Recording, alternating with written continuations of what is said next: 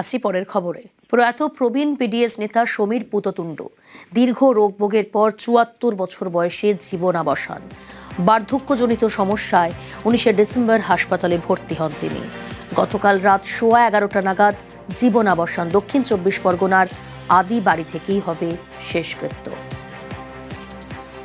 ভর্তি হয়েছিলেন গত ১৯ তারিখ। না তো সিওপিডি ছিল, স্মোক করতে, সেটাই মূল সমস্যা ছিল। তার সঙ্গে ডায়াবেটিস ইত্যাদি ছিল। আমাদের দীর্ঘ ৪২ বছরের যৌথ জীবন। তার আগের থেকে আমার লিডার, ছাত্র আন্দোলন থেকে আমাদের সম্পর্ক। তার অবদানের, প্রত্যক্ষ অবদানের একটা অবশেষণ। প্রথমে এখান থেকে আমাদের বাড়িতে যাবে, তারপরে সেখান থেকে আমাদের পার্টি অফিস, সেখানে যাবে।